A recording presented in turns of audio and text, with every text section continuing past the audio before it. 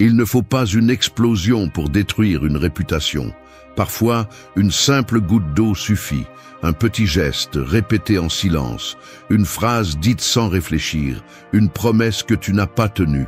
Comme la rouille qui corrode le métal sans faire de bruit, c'est ainsi que le respect se perd.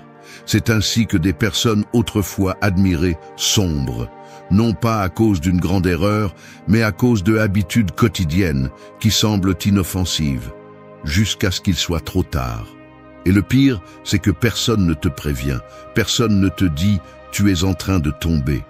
Tu ne le remarques que lorsque tu n'es plus écouté comme avant, lorsque tes paroles résonnent comme un écho dans une salle vide. Quand tu sens que quelque chose dans ta présence n'a plus de poids, que quelque chose en toi a cessé d'imposer le respect. Et ce n'est pas parce que le monde t'envie, c'est parce que toi-même, sans t'en rendre compte, tu as érodé ta propre image. Cette vidéo n'est pas pour tout le monde, elle est pour celui qui est prêt à se regarder dans le miroir sans filtre, pour celui qui veut arrêter de vivre en pilote automatique et commencer à retrouver sa force intérieure. Parce qu'aujourd'hui, nous allons parler de 4 habitudes qui peuvent sembler normales, mais qui détruisent silencieusement ta réputation personnelle et professionnelle. Et non, ce n'est pas de la motivation bon marché, c'est la réalité pure. Parce que lorsque les autres perdent le respect pour toi, tu perds de l'influence, tu perds des opportunités, tu perds des relations. Et tu finis par te saboter toi-même tout en pensant que la faute est externe. Mais ce n'est pas le cas. Tout commence en toi. C'est pourquoi, sur cette chaîne, nous ne venons pas pour embellir les vérités. Nous venons pour les affronter. D'un point de vue stoïcien, pratique et direct. Marc Aurèle disait que la meilleure façon de vivre est d'agir de telle manière que tu n'aies pas besoin de te défendre avec des mots. C'est l'essence, que ta vie parle pour toi. Alors reste jusqu'à la fin. Non pas parce que je le dis, mais parce que tu es peut-être sur le point de découvrir ce qui affaiblit ton image sans que tu le saches. Et quand tu le découvriras, tu auras 2 options, l'ignorer ou commencer à reconstruire le respect que tu mérites. 1. Tais-toi, là où avant tu détruisais avec des mots. Les mots sont comme des couteaux aiguisés lancés au milieu d'une pièce sombre. Tu ne vois pas qui tu blesses, mais le mal reste. Il y a des gens qui n'oublient pas ce que tu as dit il y a des années. Non pas parce qu'ils sont rancuniers, mais parce que ce que tu as dit les a marqués. Et même si tu l'as oublié, ta réputation ne l'a pas fait. Chaque fois que tu détruis avec ce que tu dis, tu laisses une fissure dans la perception que les autres ont de toi. Une fissure qui ne se répare pas avec des excuses. Elle se répare avec le silence. Pas le silence de la lâcheté, mais le silence de celui qui a déjà compris son pouvoir. Cette habitude est l'une des plus dangereuses car elle se déguise souvent en sincérité. Je dis simplement ce que je pense. Je n'ai pas de langue de bois. Celui que ça dérange, qu'il s'éloigne. Mais ce que beaucoup ne voient pas, c'est que cette attitude ne génère pas de respect. Elle génère de la distance, de la peur, une fermeture émotionnelle. Parce qu'une chose est de parler avec fermeté et une autre est de cracher du venin par la bouche en croyant que c'est du caractère. Ce n'est pas le cas. C'est de l'ego blessé, un besoin de contrôler, de l'insécurité déguisée en autorité. La véritable force n'est pas de dire tout ce que tu penses. Elle est d'avoir le pouvoir de le faire et de choisir de se taire. De savoir que tout ne mérite pas une réponse, que toute critique ne construit pas, que parfois le silence est la façon la plus claire de montrer que tu as évolué. Parce que lorsque tu choisis de ne pas réagir comme avant, lorsque tu décides de ne pas rendre le feu par le feu, tu montres que tu n'es plus en guerre avec le monde. Et cela, pour beaucoup, impose plus de respect que n'importe quel cri. Il fut un temps où tu agissais peut-être différemment. Peut-être te défendais-tu avec des mots durs, parce que c'est ainsi que tu as appris. Peut-être utilisais-tu l'ironie comme bouclier, ou le sarcasme comme armure. Mais si tu es ici aujourd'hui, si tu écoutes ceci, c'est parce que tu as déjà compris que détruire avec la langue est trop facile. Ce qui est difficile, c'est de se retenir. Ce qui est courageux, c'est de choisir la pause. Ce qui est sage, c'est de mesurer tes mots et de savoir que chacun construit ou détruit quelque chose. Marc Aurèle écrivait pour lui-même « Que tes paroles soient celles d'un homme qui respecte son propre esprit. Cela ne signifie pas rester silencieux face à l'injustice. Cela signifie ne pas se rabaisser au niveau de celui qui ne sait qu'attaquer. Cela signifie cesser d'être réactif et commencer à être stratégique. Parce que les gens vraiment forts n'ont pas besoin de s'imposer par des cris. Leur seule présence marque déjà des limites. Et c'est l'objectif de cette leçon. Que tu apprennes à te taire là où avant tu blessais. Que tu remplaces l'impulsion par la réflexion. Que tu comprennes que le mot non utilisé communique aussi. Que ton silence devienne un signe de maturité, pas un signe de soumission. Parce que celui qui maîtrise sa langue maîtrise son environnement. Et celui qui détruit avec des mots finit seul au milieu des ruines qu'il a lui-même créées. Se taire n'est pas perdre. Se taire, c'est choisir les batailles qui en valent la peine. Et parfois, la plus grande victoire est de ne rien dire là où avant tu aurais crié. C'est le signe le plus clair que tu n'es plus le même et que tu es prêt à vivre avec un respect qui ne se mendie pas, il s'impose. 2. Fais ce que tu dis ou ne dis rien. La parole est comme une promesse écrite en feu, elle peut t'éclairer ou elle peut te brûler. Chaque fois que tu dis que tu vas faire quelque chose et que tu ne le fais pas, tu éteins lentement ce feu que les autres voyaient en toi. Ta parole perd du poids, ta présence se vide, ton influence fond. Personne ne te le dit en face, mais il le pense. Quand tu parles, cela n'a plus d'impact, parce que tout le monde a appris à ne pas te prendre au sérieux. Et le plus triste, c'est qu'il n'est pas nécessaire de trahir pour perdre le respect. Il suffit de ne pas tenir parole. Dans la vie quotidienne, cela arrive plus souvent que tu ne le penses. Tu promets d'arriver à l'heure et tu arrives en retard. Tu dis que tu seras là, mais tu annules à la dernière minute. Tu assures que tu tiendras une promesse, mais tu ne le fais pas. Et tu le justifies par 1000 raisons. C'était compliqué. J'ai oublié, quelque chose d'autre est survenu. Ce que tu ne vois pas, c'est qu'avec chaque justification, la seule chose que tu fais, c'est montrer aux autres que ta parole n'a pas de valeur. Et quand cela arrive, même ce que tu fais bien perd de la valeur. La réputation se construit avec de petites actions répétées, et elle se détruit de la même manière.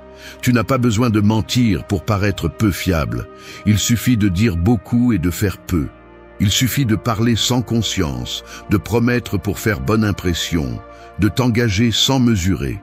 Parce que dans cette ère où tout le monde parle, ce qui fait la différence n'est pas qui crie le plus fort, mais qui tient parole en silence. Cela a aussi un effet interne. Chaque fois que tu dis quelque chose et que tu ne le fais pas, tu te trahis aussi. Ton cerveau enregistre cette incohérence, et même si tu ne t'en rends pas compte, ton estime de soi en souffre. Tu perds de la force intérieure, parce que tu commences à savoir inconsciemment que tu ne peux pas te faire confiance à toi-même. Et une personne qui ne croit pas en elle-même ne peut pas s'attendre à ce que les autres le fassent. Sénèque l'a exprimé avec une brutalité claire.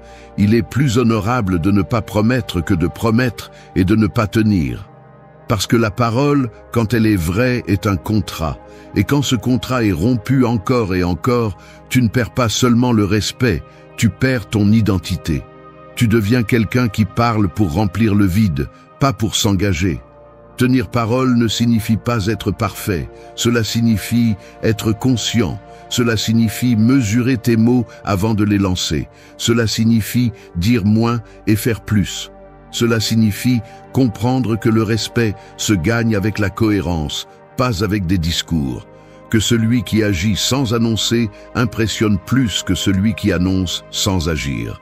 Qu'une action silencieuse vaut plus que 1000 intentions déclarées. Personnellement, nous avons tous échoué à un moment donné. Mais ce qui sépare celui qui continue de grandir de celui qui stagne est simple. Apprendre vite, corriger le cap, être honnête avec soi-même, arrêter de parler autant et commencer à agir plus. Parce que celui qui n'est pas capable de tenir parole ne devrait pas la donner aussi souvent.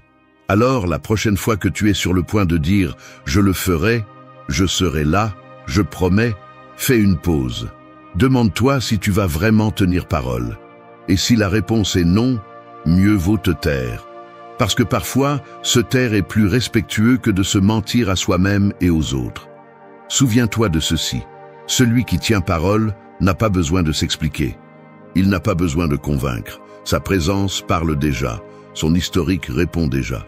Et c'est précisément le type de respect qui n'est pas exigé, mais gagné. 3. Écoute avec présence, pas avec anxiété. Écouter vraiment, c'est comme tenir un verre d'eau dans la paume de la main. Si tu es présent, l'eau reste calme, claire, reflète avec précision. Mais si tu es inquiet, si tu serres, si tu bouges la main avec anxiété, tout se renverse. C'est ainsi que fonctionne l'attention. Quand quelqu'un te parle et que tu es plus occupé à attendre ton tour pour répondre qu'à comprendre ce qu'on te dit, tout est perdu. Et celui qui est en face de toi le remarque, même s'il ne dit rien. L'absence de présence ne se cache pas. Elle se ressent. Et avec le temps, elle te transforme en quelqu'un avec qui il ne vaut pas la peine de s'ouvrir. Beaucoup de gens pensent que écouter, c'est se taire pendant que l'autre parle. Mais non, écouter, c'est être là. C'est regarder dans les yeux, c'est baisser les défenses, c'est arrêter de penser à soi un moment pour vraiment entrer dans le monde de l'autre. Il ne s'agit pas de hocher la tête mécaniquement, ni d'interrompre avec des phrases automatiques. Il s'agit de créer un espace où l'autre se sent vu, compris et respecté. Parce que peu de choses génèrent autant de respect que savoir écouter. L'anxiété de parler, de donner ton opinion, de diriger la conversation vers ton terrain n'est rien de plus qu'une forme subtile d'égoïsme. C'est le moi qui a besoin de se valider, de se montrer, de dominer.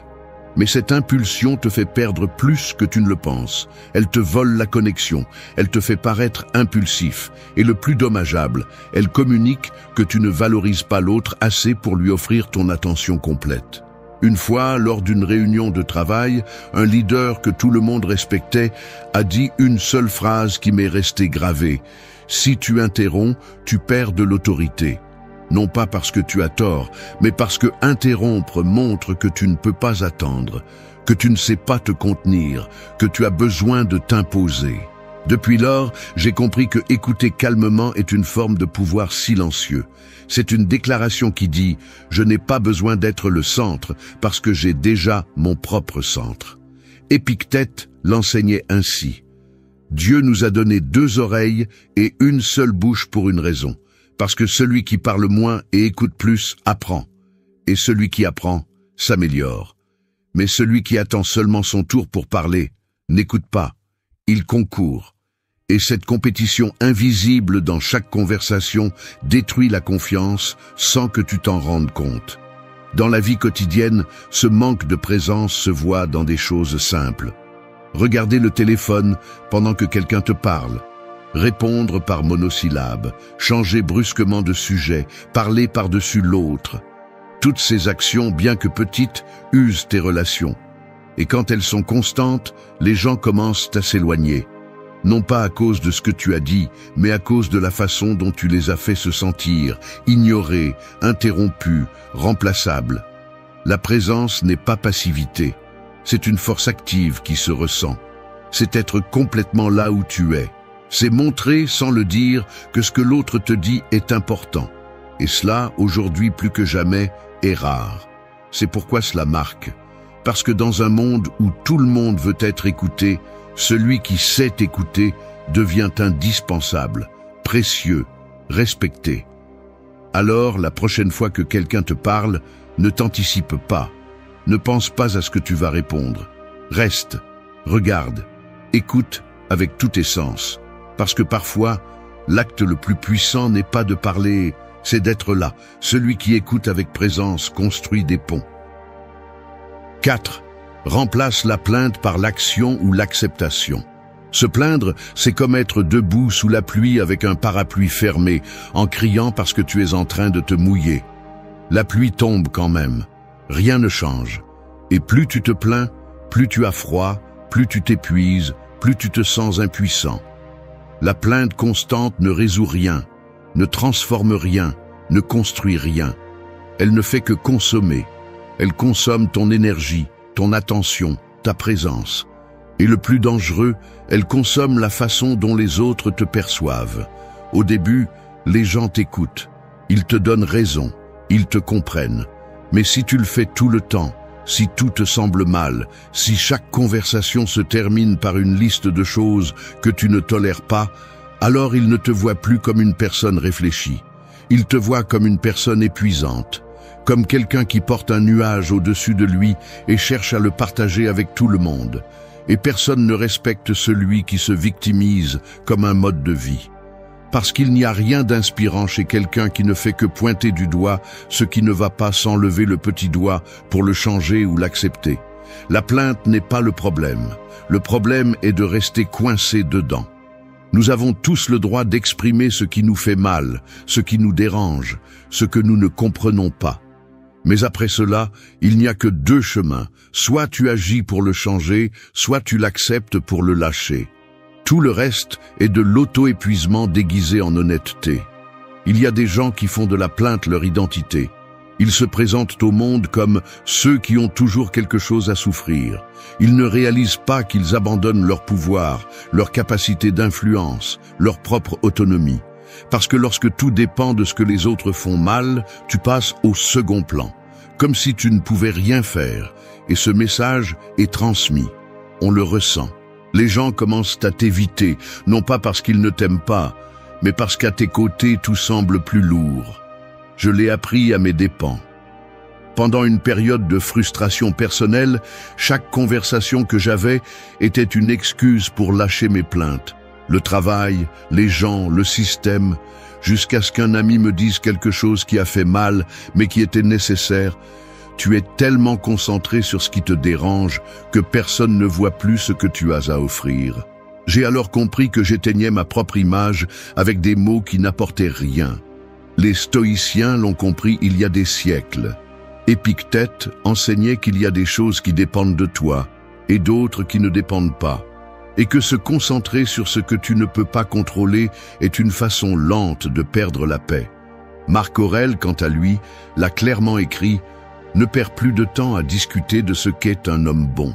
Sois-en un. » En d'autres termes, moins de plaintes, plus d'exemples. Transformer la plainte en action, c'est décider que tu ne vas pas attendre que le monde change pour te sentir bien. C'est prendre la responsabilité qui te revient. Et si tu ne peux pas le changer, alors tu l'acceptes, non pas par résignation, mais par intelligence émotionnelle. Parce qu'accepter est aussi une façon de dire « cela ne me définit pas ». L'image que tu projettes est construite avec ce que tu fais, mais aussi avec ce que tu répètes. Si chaque fois que tu parles, c'est pour te plaindre, ta présence cesse d'être un stimulant et devient un fardeau. Mais si tu choisis d'agir ou d'accepter sans avoir besoin de le crier, alors tu deviens ce genre de personne qui impose le respect sans le chercher. Parce que tu ne dépends plus des circonstances, seulement de toi. 5. Utilise le silence comme ta plus grande force. Le silence est comme un mur invisible que l'on ne voit pas, mais que l'on ressent. Il ne crie pas, il ne s'impose pas, il n'a pas besoin de se décorer. Il est simplement là. Et lorsqu'il est utilisé avec intention, il peut te protéger plus que 1000 mots. Il peut marquer plus que n'importe quel argument. Il peut te transformer en une présence qui impose le respect sans élever la voix. Dans un monde où tous se battent pour être entendus, celui qui sait quand se taire devient incontournable. La plupart parlent par impulsion, répondent par nécessité, donnent leur avis pour combler des vides. Mais celui qui maîtrise le silence n'a pas besoin de participer à chaque bruit. Il n'a pas besoin de s'expliquer à chaque fois, ni de se défendre face à chaque attaque. Parce qu'il comprend quelque chose que peu comprennent. Le véritable pouvoir n'est pas dans ce que tu dis, mais dans ce que tu choisis de ne pas dire. Le silence n'est pas soumission, c'est une stratégie, c'est de l'autocontrôle, c'est de l'intelligence émotionnelle à l'état pur. Parfois, se taire n'est pas se rendre, mais reconnaître qu'il ne vaut pas la peine de se fatiguer. Que d'expliquer ta valeur à quelqu'un qui a déjà décidé de ne pas la voir est une perte de temps et d'énergie. Que démontrer qui tu es ne nécessite pas de discours, mais de la cohérence. Le silence met beaucoup de gens mal à l'aise parce qu'il les oblige à se regarder. Quand tu ne donnes plus d'explications, quand tu ne réagis plus, quand tu ne cherches plus à convaincre, l'autre reste avec son reflet.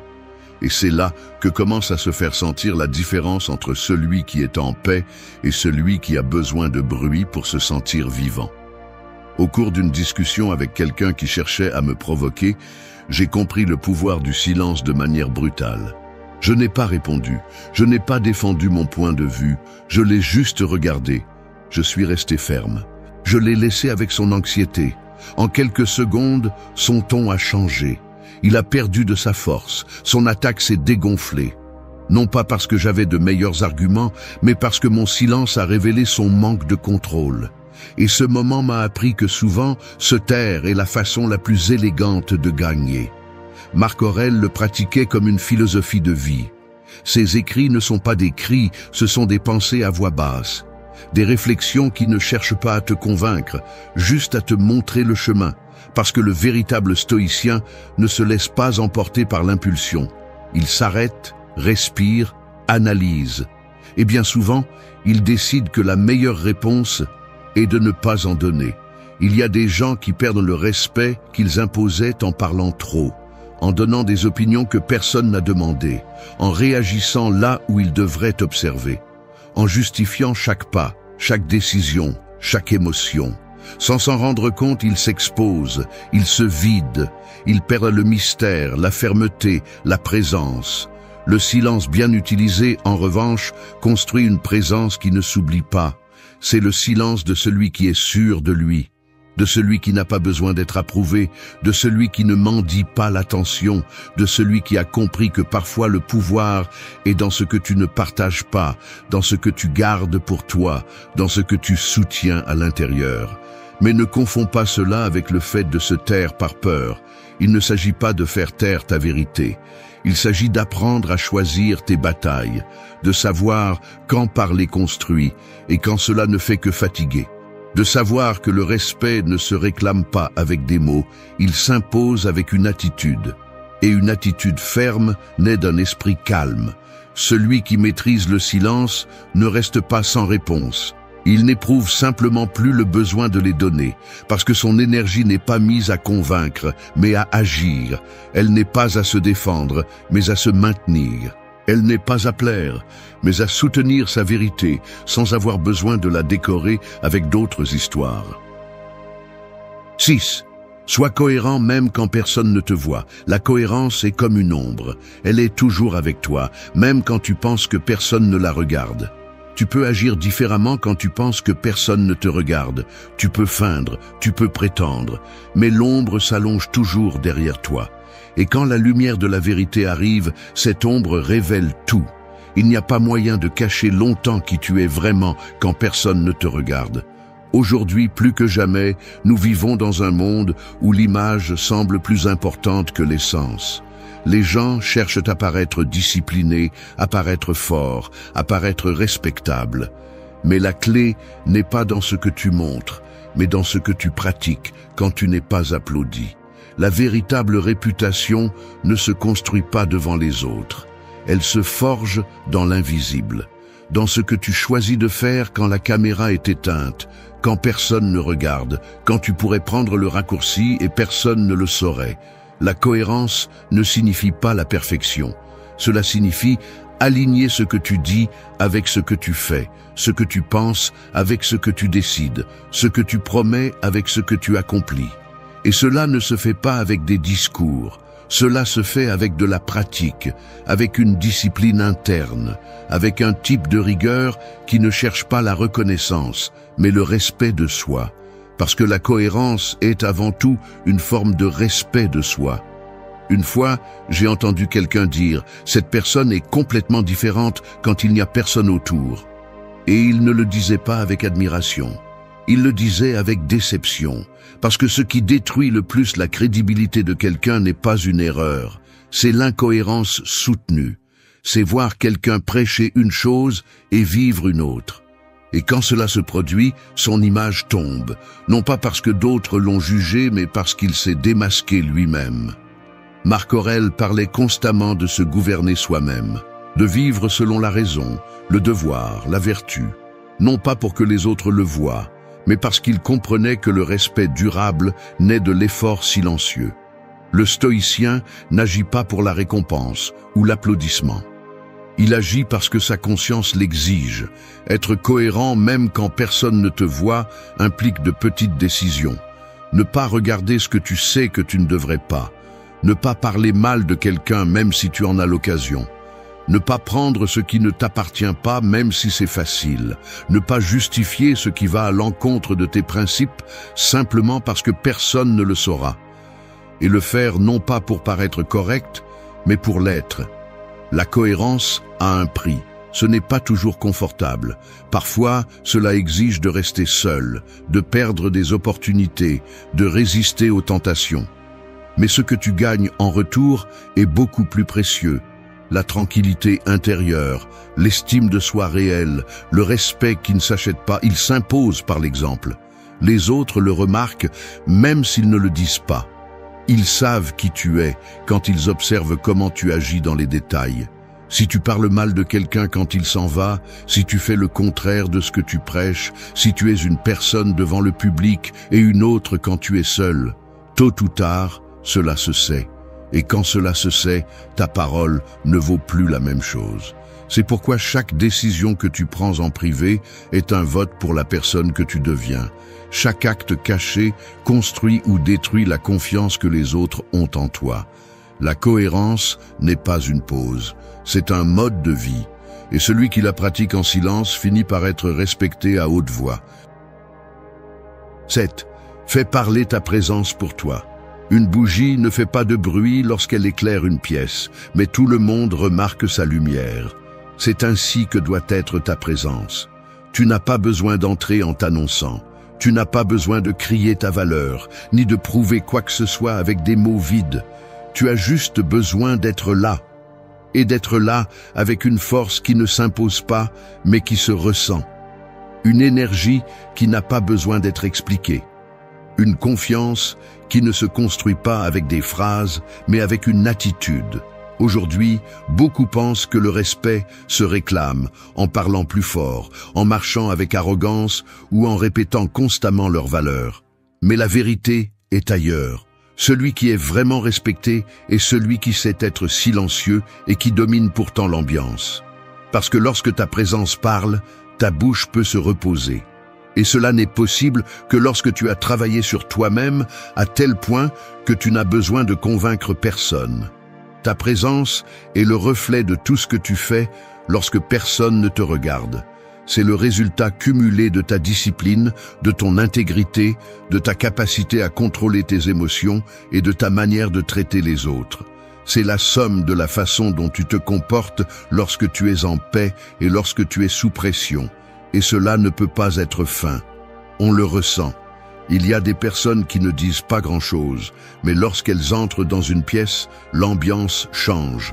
Ce n'est pas à cause de ce qu'elles portent, ni de l'argent qu'elles ont, ni de ce qu'elles ont accompli. C'est parce qu'elles ont cultivé une façon d'être qui communique sans parler. Elles transmettent du respect, de la clarté, de la direction. Et cela vient de années de travail intérieur. D'apprendre à se contrôler, de savoir quand parler et quand garder le silence, de ne pas réagir impulsivement, d'observer avant d'agir. Une fois, dans une salle pleine de personnes, j'ai remarqué que tout le monde écoutait attentivement un homme qui n'avait pas dit un mot pendant toute la réunion. Il n'en avait pas besoin. Sa simple posture, son regard, sa sérénité disaient tout. Lorsqu'il a finalement parlé, tout le monde l'a écouté, non pas pour ce qu'il a dit, mais pour la façon dont il avait maintenu sa présence tout au long de la rencontre. À ce moment-là, j'ai compris que parler moins ne vous rend pas invisible. Cela vous rend plus percutant si vous savez maintenir votre énergie. Les stoïciens le savaient. Épictète enseignait qu'on doit vivre de telle manière que lorsque tu parles, tes actions aient déjà parlé pour toi. Qu'il ne soit pas nécessaire d'annoncer ton caractère parce que tu le projettes déjà. Que ta vie soit ton argument, ta cohérence, ta défense et ta présence, ta présentation. Cela ne signifie pas feindre une image de sécurité. Cela signifie la construire de l'intérieur. Cela signifie marcher droit parce que tu te sens en paix avec tes décisions. Cela signifie regarder dans les yeux parce que tu ne caches rien. Cela signifie rester ferme, même si le monde est en désordre. Parce que lorsque tu es ton propre centre, tu n'as pas besoin de te déplacer au rythme des autres. Travaille sur cela. Fais de ta présence une déclaration silencieuse. Un signe que tu es concentré, que tu ne perds pas de temps, que tu sais qui tu es et où tu vas, que tu n'as pas besoin d'être le plus bruyant parce que tu es le plus stable, que si tu décides de parler, ce sera pour contribuer, pas pour rivaliser. Celui qui maîtrise sa présence, maîtrise son environnement, parce que dans un monde plein de bruit, celui qui sait rester calme devient une référence. Non pas parce qu'il le dit, mais parce qu'il l'irradie. Et cela, avec le temps, impose plus de respect que n'importe quel discours appris. 8. Porte en toi une énergie qui inspire le respect. Il y a des personnes qui sont comme des tempêtes. Elles arrivent et bouleversent tout, épuisent, imposent une tension. Et il y en a d'autres qui sont comme une montagne silencieuse, ferme, sereine, stable. Elles ne crient pas leur valeur, elles la transmettent. Elles ne cherchent pas l'attention, elles la génèrent sans le vouloir. Elles ne se vantent pas de ce qu'elles sont, mais quand elles sont présentes, tu le sais. C'est de l'énergie. Pas celle que l'on voit, mais celle que l'on ressent. Et chaque personne, qu'elle le veuille ou non, en porte une. L'énergie avec laquelle tu marches, avec laquelle tu parles, avec laquelle tu écoutes et te relates, envoie un message constant. Un message qui n'a pas besoin de mots. Cette énergie communique si tu es une personne qui se respecte, qui sait se contenir, qui ne réagit pas impulsivement, qui ne cherche pas les applaudissements, mais qui ne tolère pas le manque de respect. Elle communique si tu es centré ou si tu essaies de feindre une sécurité que tu n'as pas. Le respect ne se demande pas, il se rayonne. On le perçoit quand quelqu'un ne baisse pas son niveau pour plaire, quand il garde son calme dans les discussions, quand il n'a pas besoin de faire des blagues pour s'intégrer, ni d'exagérer ses réussites pour se démarquer. Cette énergie ferme, silencieuse, claire, naît du travail intérieur. De te connaître tellement que tu ne dépends pas de l'environnement pour te soutenir. D'être tellement conscient de ta valeur que tu n'as pas besoin de convaincre qui que ce soit. Et il ne s'agit pas d'imposer la peur, il s'agit de générer une présence. Une présence qui fait que les autres mesurent leurs mots, qu'ils réfléchissent avant de franchir certaines limites, qu'ils comprennent qu'avec toi, on ne joue pas. Non pas parce que tu es agressif, mais parce que tu dégages une force tranquille. L'énergie de quelqu'un qui n'est plus disponible pour le superficiel, pour le toxique, pour le vide. Cela se voit dans le quotidien, dans la façon dont tu marches, dont tu salues, dont tu t'assois, comment tu réponds quand on t'interrompt. Si tu es toujours inquiet, regardant tout le monde pour plaire, changeant ton ton selon qui est devant toi, ton énergie sera faible. Mais si tu restes ferme, posé, authentique, ta seule présence commencera à créer un champ autour de toi que les autres respectent. Et ce n'est pas de la magie, c'est une conséquence. Marc Aurèle disait que l'âme se teint de la couleur de tes pensées. Si en toi, il y a de la clarté, de la fermeté, de la détermination, cela se verra. Ton énergie parlera avant tes mots. Et quand cela arrive, tu n'as plus besoin d'expliquer autant. Tu n'as plus besoin de te battre pour prouver ta valeur. Ta façon d'être dit tout. Porter en toi une énergie qui inspire le respect ne signifie pas te fermer au monde, ni agir comme quelqu'un d'inaccessible. Cela signifie être tellement aligné avec tes principes que tu ne permets pas que les émotions des autres gouvernent ton comportement.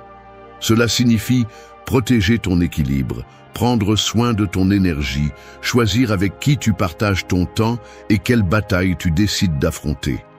Parce qu'au final, ce que les gens se souviennent, ce n'est pas seulement ce que tu as dit, mais comment ils se sont sentis en étant près de toi. Et si ton énergie laisse une empreinte, si ta présence marque, si ta façon d'être impose le respect sans dire un mot, alors tu n'as plus besoin de convaincre personne. Tu es devenu quelqu'un digne de respect, et cela est plus puissant que n'importe quel discours. Merci d'être resté jusqu'à la fin de la vidéo. Si vous avez tout vu, commentez « Je suis stoïcien » comme notre signe secret, indiquant que vous êtes un véritable apprenti. La vérité est simple et dure. Quand quelqu'un quitte ta vie, Tu ne perds pas cette personne, tu perds l'illusion que tu avais créée autour d'elle. Cela fait mal parce que l'ego se brise, la routine s'effondre et le vide semble insoutenable. Mais c'est eux qui se passent vraiment, c'est que la vie t'arrache des mains une dépendance qui n'aurait jamais dû te définir. Et c'est la première leçon qui fait mal à accepter. Tu n'es pas moins à cause d'une rupture. Tu es libre du mensonge que tu as confondu avec l'amour. L'erreur la plus courante est de supplier, de poursuivre, de prouver que tu vaux quelque chose. Mais dans cet acte, la seule chose que tu révèles est ton besoin. Et le besoin sent toujours la faiblesse. Le stoïcisme enseigne que le vrai pouvoir est de contrôler CE qui dépend de toi. Ton esprit, tes émotions, ta façon de faire face à l'inévitable. La perte n'est pas réelle. C'est eux qui est réel. C'est ta capacité à te relever. Ce n'est pas un discours de consolation. Il n'y a pas de place ici pour la victimisation. On parle ici de discipline, d'autocontrôle et de reconstruction. Car la victoire n'est pas dans le retour de celui qui est parti, mais dans le fait d'arriver à un point où sa présence ou son absence n'a plus d'importance. Quand tu y arrives, tu as gagné la seule bataille qui définit vraiment ta valeur, celle que tu mènes contre toi-même. Reste jusqu'à la fin, parce que ces eux que tu vas entendre ne sont pas des conseils de développement personnel légers, mais des vérités crues et stoïciennes. 8 principes qui peuvent changer la façon dont tu affrontes la douleur et te transformer en quelqu'un qui ne dépend de personne pour être fort, libre et maître de son propre destin. La perte n'est qu'une illusion. Un mirage dans le désert peut faire croire à un voyageur assoiffé qu'il voit de l'eau là où il n'y a que du sable. Il s'approche désespérément, convaincu que CE qu'il perçoit est réel, jusqu'à CE que le reflet se dissolve et qu'il se retrouve face au vide. C'est ainsi que fonctionne la perte après une rupture amoureuse. L'esprit insiste sur le fait que CE qui est parti était indispensable, que sans cette personne, il n'y a plus d'horizon. Mais en vérité, CE qui a disparu n'est qu'un reflet que vous avez confondu avec la substance. CE que vous appelez perte n'est qu'une illusion fabriquée par l'attachement et la dépendance émotionnelle. Croire que vous avez perdu quelque chose de réel est la première erreur qui vous maintient enchaîné à la souffrance. La vérité est que personne ne peut vous enlever CE que vous êtes en essence. L'amour que vous donniez, la discipline que vous pouvez cultiver, la force que vous pouvez construire, tout cela reste intact en vous. Ce qui a disparu, c'est une narration dans laquelle vous avez mis votre valeur entre les mains d'une autre personne. Le stoïcisme enseigne que vous ne perdez rien lorsque quelqu'un part, parce que rien d'extérieur ne peut définir l'intérieur. La seule chose qui se passe, c'est que la vie vous arrache le masque pour vous forcer à vous regarder dans le miroir tel que vous êtes. La douleur s'intensifie lorsque vous vous répétez encore et encore que quelque chose de vôtre est parti. C'est comme s'accrocher à un objet qui ne vous a jamais appartenu. Vous ne pouvez pas perdre CE qui n'a jamais été sous votre contrôle. C'est la dure réalité que beaucoup évitent d'affronter. Ce qui fait mal n'est pas l'absence, mais l'illusion qui s'effondre. L'attachement transforme les gens en prisonniers de l'irréel. Il vous fait croire que le bonheur dépendait de cette voie, de CES main, de cette routine. Mais observez avec froideur. Même lorsque vous étiez accompagné, vos insécurités étaient toujours là. Vos peurs n'ont pas disparu. Vos batailles internes ne se sont jamais arrêtées. L'autre personne n'a jamais comblé CES vide. Elle les a seulement couverts temporairement avec un pansement. Et maintenant, en partant, tout CE qu'elle a fait, c'est arracher CE pansement pour que vous affrontiez CE qui a toujours été là en vous. La perte est une illusion parce que vous n'avez jamais été complet grâce à un autre. Vous l'avez toujours été grâce à votre propre essence. Vous avez simplement oublié de le voir. C'est pourquoi, lorsque l'esprit crie que tout est fini, qu'il ne reste plus rien, vous devez répondre avec la vérité. Ce qui est fini, c'est l'histoire que vous avez créée dans votre tête, pas votre capacité à en écrire une nouvelle. Accepter cette vérité n'est pas facile. Elle brise l'ego, fait tomber les excuses, oblige à affronter la solitude de face. Mais c'est cette même dureté qui éveille. Celui qui s'accroche à l'illusion devient l'esclave des fantômes. Celui qui comprend qu'il n'y a pas de perte devient le maître de lui-même. C'est pourquoi chaque larme que vous croyez verser pour CE qui est parti est en réalité de l'eau qui nettoie la vision pour que vous puissiez voir CE qui a toujours été devant vous. L'opportunité de renaître plus fort, plus conscient et plus libre. Le stoïcisme ne promet pas un réconfort facile, il promet la clarté. Et la clarté révèle que la perte n'existe pas. Seule existe la transformation. Ce « que vous appelez aujourd'hui le vide est l'espace parfait pour construire la version la plus solide de vous-même. Lorsque vous parvenez à le voir ainsi, l'illusion disparaît et la vérité émerge. Vous n'avez jamais rien perdu. Vous avez simplement gagné l'opportunité de découvrir qui vous êtes sans déguisement ni dépendance. C'est la victoire qui commence à l'instant où vous décidez de ne plus croire aux mensonges de la perte. 2. Le détachement émotionnel est ton plus grand pouvoir. Un arbre qui a pris racine trop superficiellement s'effondre à la première tempête. En revanche, celui qui ancre sa force dans la terre reste ferme, même si le vent tente de l'arracher. Il en va de même pour l'être humain. Lorsque les émotions dépendent de quelqu'un d'autre, toute absence secoue et détruit. Mais lorsque le détachement devient racine, rien d'extérieur ne parvient à te briser. L'attachement émotionnel est une chaîne invisible. Tu crois que tu aimes, mais en réalité tu as peur de perdre. Tu confonds la compagnie avec le salut et finis par céder ta liberté. Tu vis en attente d'un message, d'une réponse, d'un regard, comme si ton existence dépendait de ces gestes. Et à ces moments, tu cesses d'être maître de toi-même. Le détachement ne signifie pas froideur, il signifie clarté. C'est reconnaître que personne n'est responsable de ta paix intérieure, que rien d'extérieur n'a le droit de contrôler ton état mental. Le stoïcisme le répète avec force. La seule chose sous ton contrôle est ton esprit, ta volonté, ta façon d'interpréter ce qui se passe. Tout le reste, même les personnes que tu aimes, appartient au domaine de l'incontrôlable. Quand tu comprends cela, l'anxiété de retenir disparaît. Tu ne luttes pas pour attacher CE qui ne dépend pas de toi. Tu te concentres sur le renforcement de CE qui t'appartient. C'est le pouvoir du détachement. Tu construis une forteresse interne qu'aucun adieu ne peut démolir. Beaucoup croient que le détachement est indifférence, mais en réalité, c'est le respect de la liberté propre et d'autrui. Cela signifie aimer sans chaîne, donner sans peur, lâcher sans s'effondrer. L'attachement transforme l'amour en prison, le détachement l'élève à un choix conscient.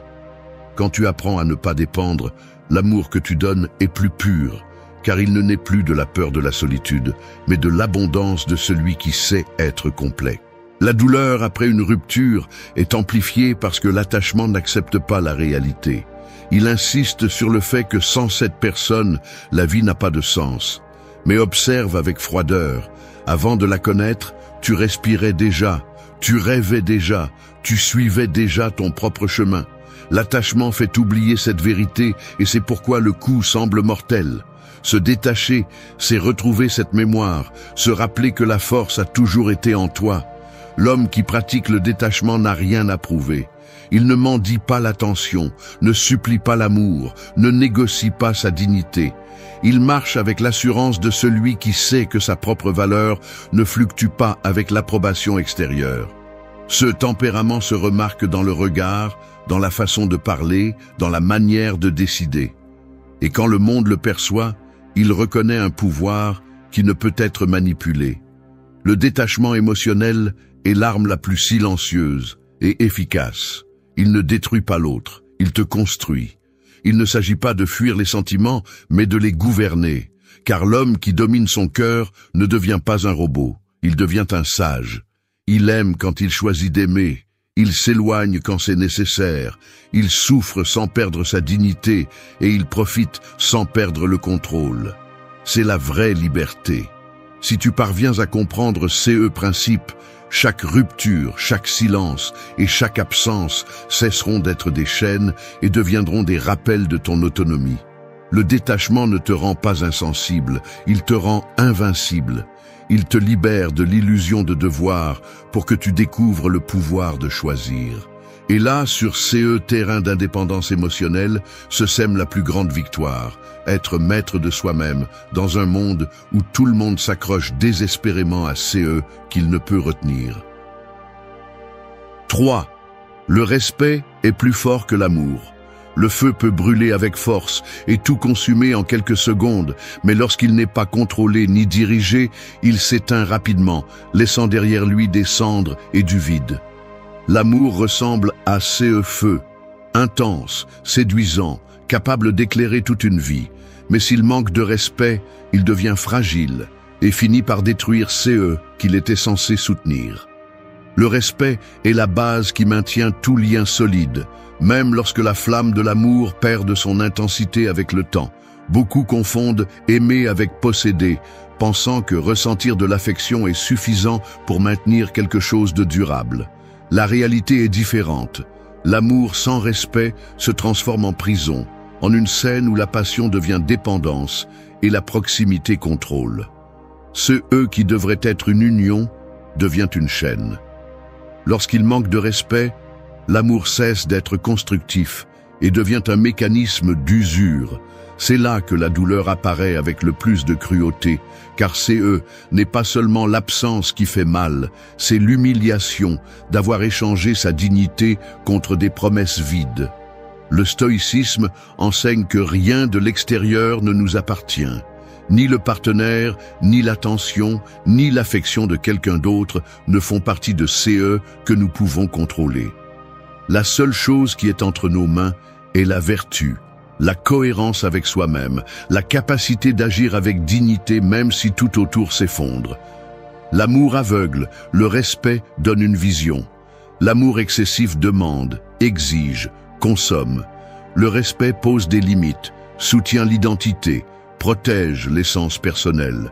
Aimer sans respect, c'est vivre dans l'attente de ne pas déranger, de ne pas perdre, de ne pas éveiller le rejet de l'autre personne. Se respecter soi-même, c'est tout le contraire. C'est comprendre qu'aucune affection ne mérite le sacrifice de l'intégrité. C'est regarder dans les yeux celui que tu aimes et savoir que tu peux te donner, mais jamais te prosterner. L'homme qui se respecte ne mendie jamais d'affection. Il peut perdre une relation, il peut accepter une fin, mais il ne permet jamais qu'on le dégrade. Cette attitude transmet un message silencieux et puissant. On peut vivre sans amour, mais jamais sans respect. Et ce message change tout, car celui qui vit avec dignité inspire le respect des autres, même de ceux qui ne l'accompagnent plus. Quand le respect guide, l'amour cesse d'être une nécessité et devient un choix. Tu ne cherches plus à combler des vides, tu partages l'abondance.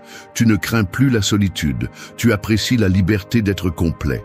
Sur ce terrain, le lien cesse d'être fragile car il repose sur des piliers solides. Clarté, limite, autonomie.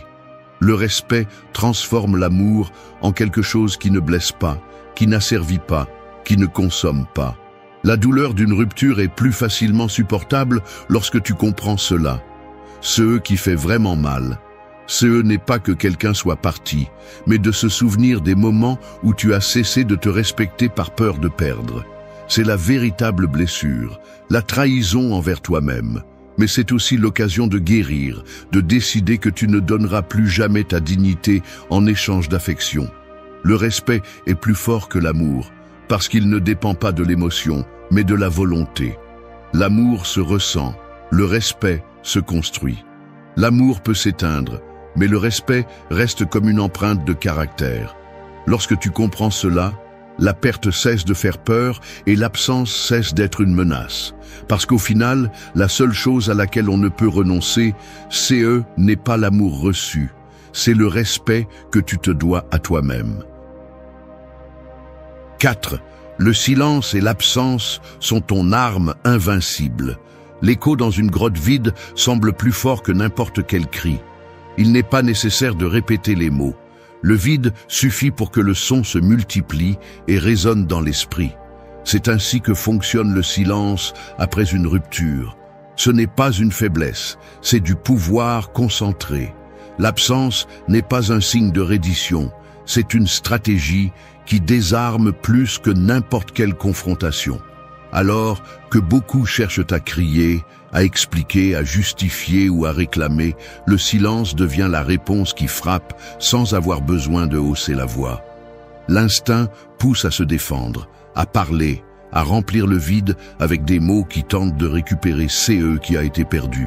Mais CE que cette réaction réussit à faire, c'est donner du pouvoir, montrer le besoin et révéler que la blessure contrôle encore. Le silence, en revanche, projette la maîtrise. Il communique qu'il n'y a pas d'urgence à clarifier quoi que CE soit, que la vie continue sans avoir besoin de se justifier devant quiconque. C'est là sa force. Le silence d'un homme ferme parle plus que 1000 discours d'un homme désespéré. L'absence est tout aussi percutante. Celui qui n'est pas là pèse plus que celui qui insiste.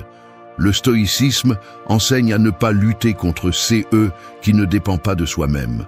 Se retirer calmement, c'est accepter que la bataille la plus importante ne se livre pas à l'extérieur, mais à l'intérieur.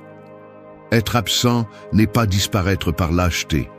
C'est se retirer pour retrouver son centre, pour montrer qu'aucune personne n'a le privilège de dicter ta valeur ou ton destin. Beaucoup sous-estiment CE pouvoir parce qu'ils croient que l'action est toujours bruyante. Mais en pratique, le calme déconcerte, l'indifférence brise, le silence oblige à affronter sa propre conscience.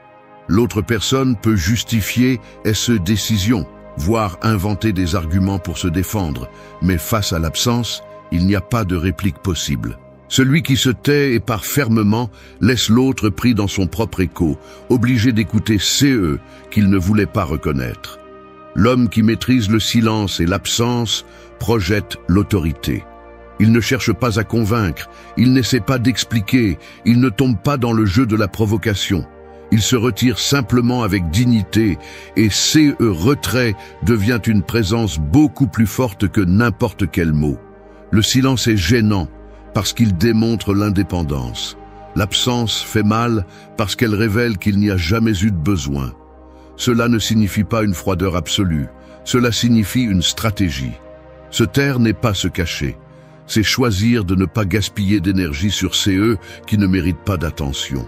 Être absent n'est pas une indifférence vide, c'est un acte d'autocontrôle qui montre clairement que ta vie ne dépend pas de retenir quelqu'un. La société a tendance à enseigner le contraire, que tu dois lutter, insister, démontrer, mais en réalité, plus on insiste, plus on s'affaiblit. L'homme stoïcien comprend que le plus mortel est CE qu'on ne peut pas contrôler. Personne ne contrôle ton silence, personne ne contrôle ton absence, et c'est CE qui les rend des armes invincibles. Le silence protège ton énergie, l'absence protège ta dignité. Ensemble, ils construisent un mur impossible à abattre. Quand tu choisis de te taire et de te retirer, tu ne perds rien. Au contraire, tu récupères tout. Tu récupères le contrôle, la clarté et la force. C'est la vraie victoire. Elle ne réside pas dans le fait que l'autre personne revienne, mais dans le fait que tu n'aies plus besoin de lui expliquer pourquoi tu as décidé d'aller de l'avant. Celui qui apprend à utiliser le silence et l'absence ne redevient jamais esclave du besoin. Il découvre que les mots sont superflus et que la véritable force se manifeste dans le calme. Parce que le silence n'est pas vide, c'est un message. Et l'absence n'est pas une faiblesse, c'est un pouvoir absolu. 5. La vraie valeur ne se démontre pas, elle se vit. Un diamant n'a pas besoin d'annoncer son éclat, ni de crier qu'il est précieux. Il reste silencieux, intact, et pourtant tout le monde reconnaît sa rareté. Celui qui essaie à tout prix de prouver qu'il a de la valeur révèle en réalité son doute. C'est la différence entre paraître et être. L'authentique ne cherche pas la validation, il existe simplement et s'impose de lui-même. Après une rupture, la tentation est de tomber dans le jeu d'épreuve. Montrer que tu vas mieux, feindre le succès, exhiber ta force pour que l'autre se rende compte de CE qu'il a perdu. Mais cette impulsion est un piège, car au fond, elle reste une dépendance. Si ta valeur dépend de quelqu'un qui la voit, alors CE n'est pas de la valeur, c'est de la performance. CE qui distingue l'homme stoïcien, c'est qu'il n'a pas besoin de prouver quoi que CE soit, car sa vie même est le témoignage de sa force. La vraie valeur se vit dans la discipline quotidienne. Elle se trouve dans le fait de se lever tôt même quand la douleur brûle, de s'entraîner quand l'esprit veut abandonner, de travailler avec concentration même si le cœur est lourd. Chaque acte de cohérence vaut plus que 1000 gestes de sécurité apparente. La valeur authentique est silencieuse, constante et profonde. Quand quelqu'un observe de loin un homme qui vit de cette façon, il ressent automatiquement du respect. Il n'est pas nécessaire de s'exhiber, la force se ressent. Le respect arrive parce que la dignité est visible dans la posture, dans le calme, dans la détermination. C'est là que réside le pouvoir. Ne pas céder au désir d'être vu, mais construire une vie qui, même si elle n'est pas observée, reste digne d'admiration. L'erreur la plus courante après l'abandon est de s'obséder à prouver que tu as toujours de la valeur. Cette obsession te place dans la position la plus faible, car elle transforme tes actes en messages pour quelqu'un d'autre plutôt qu'en chemin vers ta propre croissance. L'enseignement stoïcien est clair. N'agis jamais pour plaire au public, agis en accord avec la vertu. Cela signifie vivre avec cohérence, même quand personne ne te regarde. La vraie valeur n'est pas non plus du bruit, c'est de la constance. Ce n'est pas la photo souriante publiée pour feindre le bonheur, c'est la sérénité avec laquelle tu affrontes la journée sans avoir besoin de masque. Ce n'est pas le succès forcé pour susciter l'envie, c'est le travail silencieux qui construit des fondations solides. Ce n'est pas la compagnie éphémère que tu exhibes pour provoquer la jalousie. C'est la capacité d'être seul et de se sentir toujours comblé. L'homme qui vit sa valeur ne mendie pas l'attention. Il marche avec un but, parle avec fermeté, décide avec clarté. Il n'a pas besoin de convaincre, car la conviction est dans sa vie même. Ce genre de valeur intimide parce qu'elle ne peut pas être manipulée. Elle ne s'achète pas, elle ne se négocie pas, elle ne dépend pas des applaudissements. Elle ne peut surgir que de la discipline, de l'autodiscipline et du respect de soi. Devenir quelqu'un comme ça nécessite d'abandonner l'illusion de prouver. Cela signifie laisser derrière soi l'anxiété d'être validé et la remplacer par la certitude que la plus grande validation est de se regarder dans le miroir et de se reconnaître digne. Celui qui vit de cette façon cesse d'être esclave des regards et devient maître de son destin. La vraie valeur n'est pas un acte théâtral, c'est un style de vie. Et quand tu l'embrasses, tout change. Les opinions perdent de leur force, l'absence cesse de faire mal, la solitude se transforme en force, parce que CE qui est vécu ne peut être ni arraché ni mis en doute. 6. Deviens un homme de grande valeur. Le soleil n'a pas besoin de poursuivre qui que CE soit pour être reconnu. Il reste en haut, brillant avec fermeté.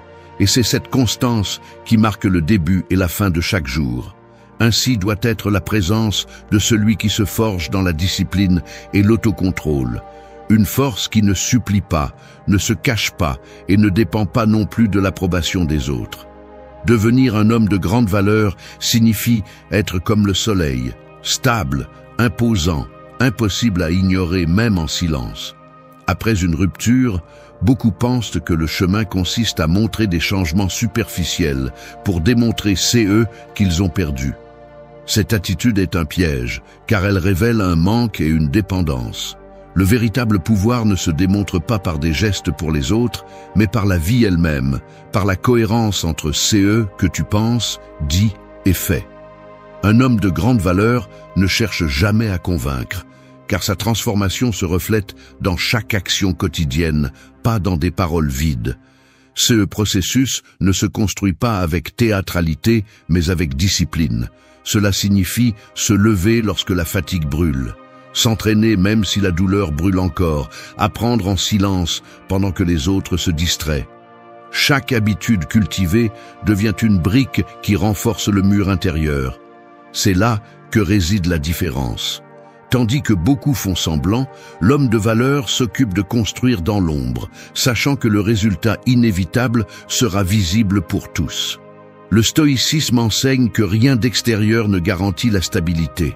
Les biens matériels, les flatteries ou la compagnie sentimentale peuvent disparaître à tout moment. La seule chose réelle est le caractère. Un homme vraiment fort ne dépend pas de la chance ou des circonstances passagères. Il s'appuie sur CE qu'il contrôle. Son esprit, sa discipline et son but. Cette conviction le rend impossible à plier. Être de grande valeur ne signifie pas l'arrogance. C'est de la fermeté sans besoin d'humilier, de la sécurité sans cri, de la clarté sans fioriture. Cette attitude génère de l'inconfort chez ceux qui vivent d'apparence, mais suscite le respect chez ceux qui reconnaissent l'authenticité. La grandeur ne se mesure pas en te comparant aux autres, mais en surpassant chaque jour la version précédente de toi-même. Après une rupture, cette transformation est cruciale. Il ne s'agit pas de vengeance ou de revanche, il s'agit d'utiliser la blessure comme carburant. La douleur cesse d'être une punition et devient un outil de construction. Chaque larme se transforme en motivation pour s'entraîner, chaque souvenir en élan pour étudier, chaque silence en espace de réflexion. À la fin, le vide qui semblait insupportable devient un terrain fertile pour la renaissance. Un homme de grande valeur ne dépend pas des regards des autres pour se valider. Son comportement inspire le respect de manière automatique, car il transmet la force dans sa façon de marcher, de parler, de décider. Cette sécurité n'a pas besoin d'explication. Elle se perçoit dans la façon dont il soutient le regard et comment il garde son calme quand tout autour s'effondre. Il ne cherche pas à impressionner, il vit de telle manière qu'il est impossible de l'ignorer. Devenir un homme de grande valeur n'est pas une fin en soi. C'est un chemin constant. C'est choisir chaque jour la discipline plutôt que le confort, l'action plutôt que la plainte, le but plutôt que le vide. C'est comprendre que rien d'extérieur ne définit qui tu es et que ta vie a un sens, peu importe qui décide de rester ou de partir. C'est la vraie victoire, non pas que quelqu'un revienne, mais que cela n'ait plus d'importance, parce que ta valeur ne dépend de personne. 7. Quand elle le remarque, il est déjà trop tard. La vie ressemble à un sablier. Alors que le sable tombe, beaucoup ne prêtent pas attention. Ils pensent qu'il y aura toujours du temps, que c'est eux qu'ils méprisent maintenant pourront être récupérés plus tard. Cependant, lorsque la dernière particule touche le fond, l'opportunité s'est évaporée pour toujours. C'est CE qui se passe quand quelqu'un qui vous a sous-estimé réalise finalement votre transformation. Il est déjà trop tard. L'horloge ne s'arrête pas pour les remords ou les supplications, et il en va de même pour celui qui s'élève après la douleur. Après une rupture, l'esprit de l'autre a tendance à croire qu'il vous trouvera au même endroit, en attente, blessé, prêt à donner à nouveau votre énergie. Mais la surprise vient quand il découvre que CE terrain vide est maintenant occupé par quelqu'un de différent, plus fort, plus conscient, plus discipliné.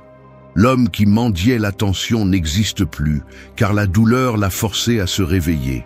Et CE réveil est irréversible. Le moment où elle le remarque est quand vos actions parlent déjà pour vous. Elle observe que vous ne répondez pas par nécessité, que vous ne cherchez pas à prouver quoi que CE soit, que votre silence pèse plus que n'importe quel mot. Elle voit que votre vie avance avec direction et que votre énergie ne tourne plus autour de sa présence. Cette clarté a un impact, car CE, qui semblait fragile, se montre maintenant inébranlable. Mais cette découverte n'est pas une invitation à revenir, c'est un rappel qu'elle a perdu l'accès à CE qu'elle n'a jamais valorisé. Le stoïcisme enseigne que la plus grande victoire n'est pas que quelqu'un revienne, mais que son retour ne change plus rien. C'est le point où la balance se brise pour toujours. Quand vous comprenez que votre valeur ne dépend pas de la validation des autres, l'absence cesse de faire mal et la nostalgie perd de sa puissance. CE qui est une surprise pour elle est pour vous une conquête silencieuse. Beaucoup espèrent que la justice se manifeste sous forme de repentir de l'autre. Cependant, la véritable justice se produit lorsque l'autre personne se réveille tard et comprend qu'elle n'a plus de place dans votre vie. parce que vous n'êtes plus le même, parce que votre monde ne tourne plus autour de CE qui étaient, parce que vous avez appris à marcher sans regarder en arrière. Tel est l'enseignement stoïcien. Lâcher prise avec une telle fermeté que, lorsque quelqu'un tente de revenir, il découvre que la porte n'existe plus. Ce scénario n'est pas atteint par la vengeance, mais par une véritable transformation. Cela signifie utiliser chaque instant de douleur comme carburant pour grandir, pas pour attendre. Cela signifie s'entraîner, apprendre, construire et avancer pendant que d'autres pensent que vous êtes toujours arrêté. Le jour où ils le remarquent, il n'y a plus de retour, car l'homme qu'ils trouvent en face d'eux n'est pas disponible pour le jeu d'avant. Cette distance est CE qui pèse le plus. Le silence qui semblait vide devient une force. L'absence qui était interprétée comme une faiblesse révèle maintenant du caractère, et chaque geste de fermeté confirme que le passé est enterré. Il n'y a pas de pire coup pour celui qui a sous-estimé que de voir comment son départ n'a rien détruit, mais a élevé quelque chose de beaucoup plus grand. Quand elle le remarque, il est déjà trop tard, car le temps ne recule pas et la transformation ne s'arrête pas.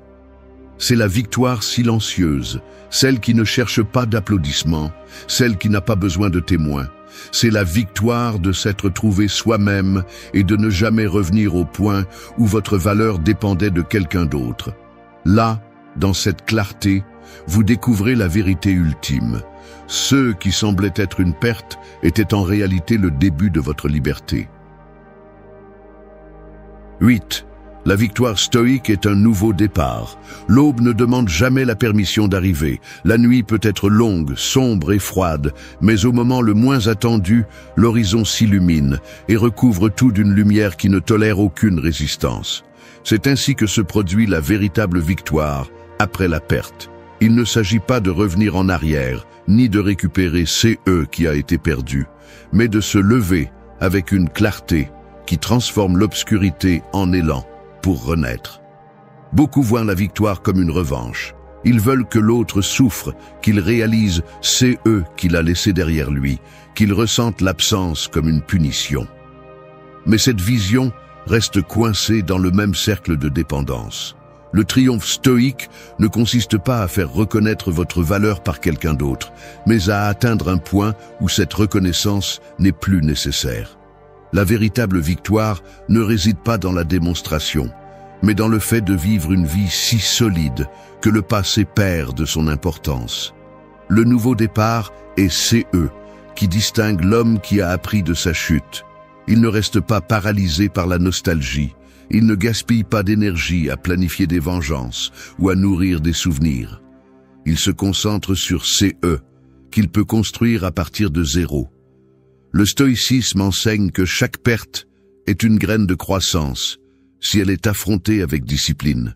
Cette graine germe lorsque vous arrêtez de regarder en arrière et comprenez que tout CE qui s'est effondré n'a fait que faire de la place pour quelque chose de plus grand. La douleur de la rupture devient le feu qui purifie. Il brûle les illusions, fait fondre les dépendances et oblige à modeler une nouvelle identité. L'esprit qui avait besoin d'approbation apprend à se suffire à lui-même. Le cœur qui se sentait vide se remplit de but. Le corps qui se brisait sous la tristesse retrouve sa force dans l'action quotidienne. C'est là le véritable nouveau départ. Ne pas rester le même, mais renaître différent. La victoire stoïque ne se mesure pas à CE que vous récupérez, mais à CE que vous atteignez après le coup.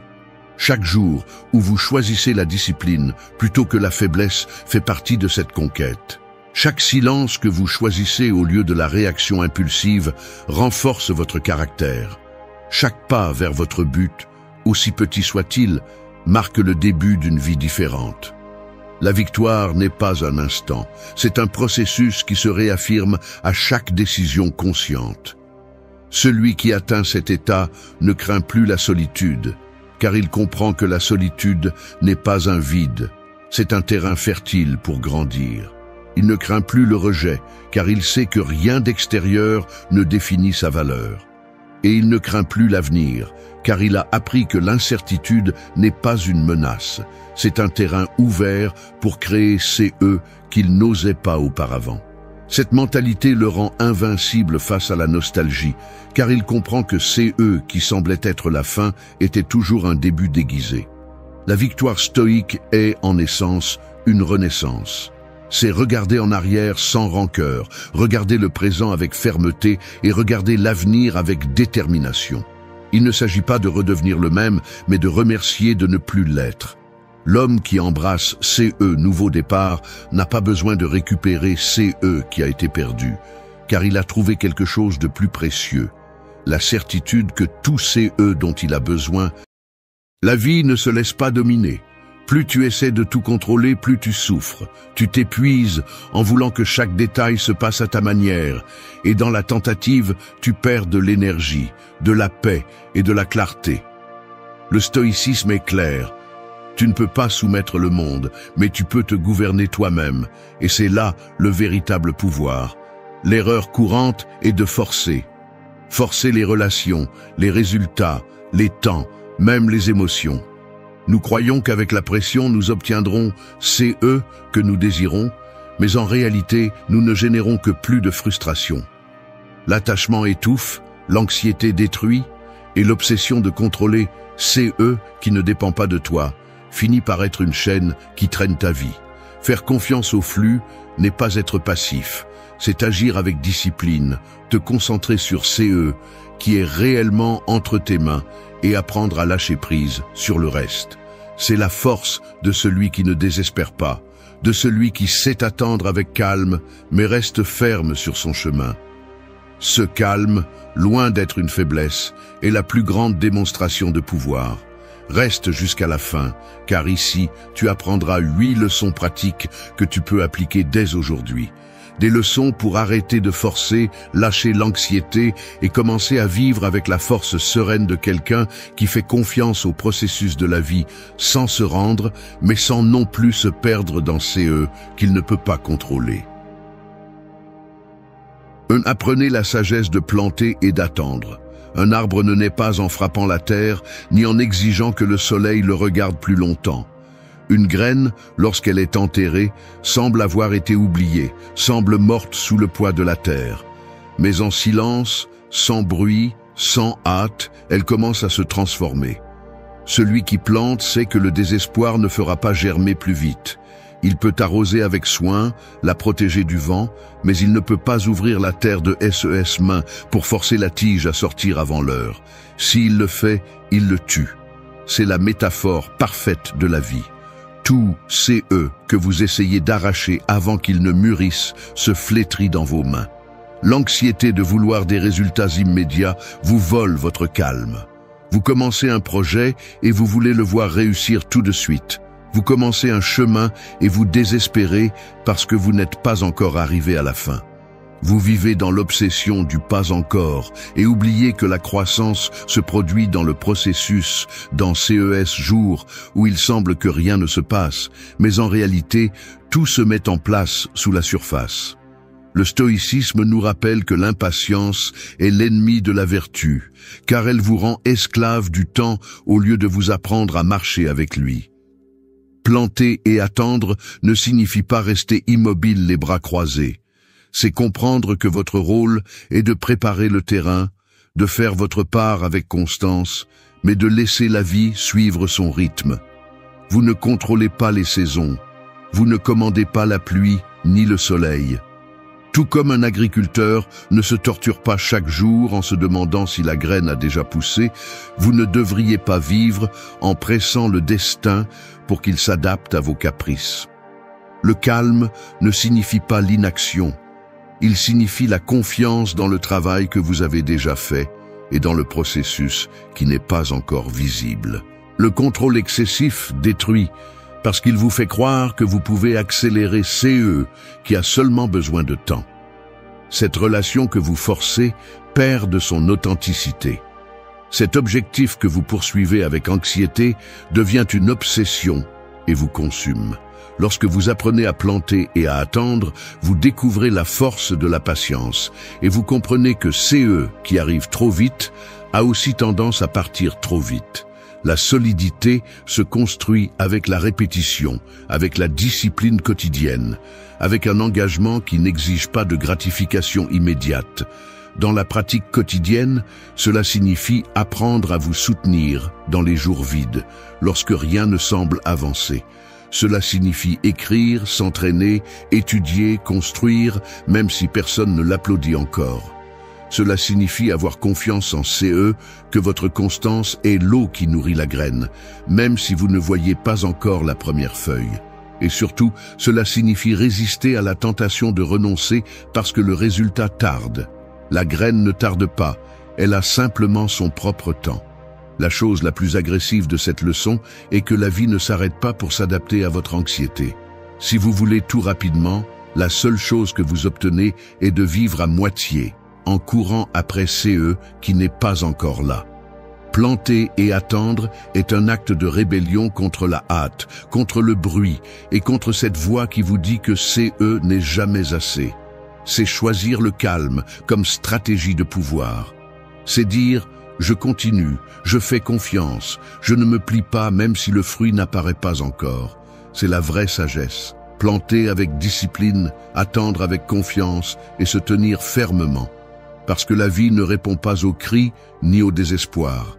Elle répond à celui qui sait préparer la terre et avoir la patience pour que le vrai fleurisse en son temps. 2. Sois le phare et laisse le reste venir à toi. Un phare ne court pas après les bateaux, il reste ferme, allumé, projetant sa lumière au milieu de l'obscurité.